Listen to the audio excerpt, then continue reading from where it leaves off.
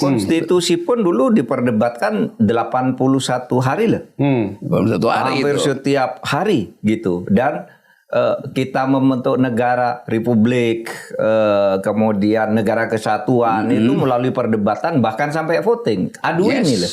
Yes. Adu ini logika, adu argumen. Adu argumen. Hebat sekali dulu. Pertentangan antar ide, Pertentangan antar gitu, ide. Nah itu yang sekarang nampaknya hilang, perdebatan itu.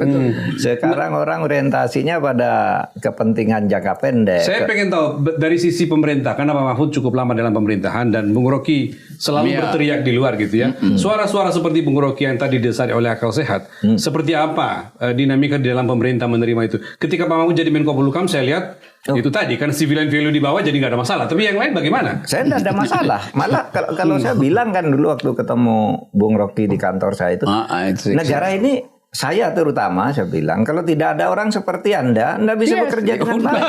Iya kan? Iya waktu itu ya. Justru jadi gitu ya. gaduh kayak gini ini penting saya bilang karena mengajak kita logis berpikir, sadar apa yang kita hadapi gitu, tidak dihadapi dengan serampangan.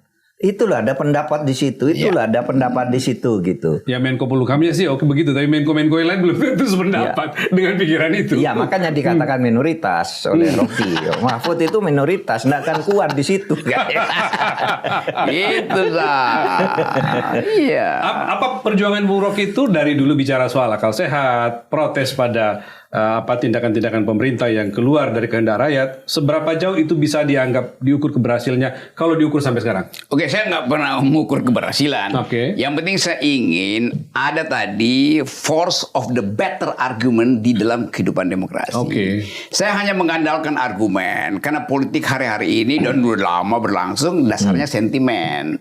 Jadi kita masih bisa bicara tentang public reason, the use of public reason, penggunaan rasionalitas publik itu kalau dia dasar berargumen kan. Jadi itu intinya kenapa saya terus-menerus mengucapkan itu tuh. Dan saya paham kenapa saya datang minta Pak Mahfud untuk diskusi di podcast saya itu karena saya tahu Pak Mahfud surplus argumen. Yang lain surplus sentimen. Gak ada gunanya saya ngomong dengan orang yang sentimen. Itu aja dasarnya. Itu tujuannya berarti ya. Saya ingat Pak 2-3 tahun lalu kan datang ke Menko Polhukam.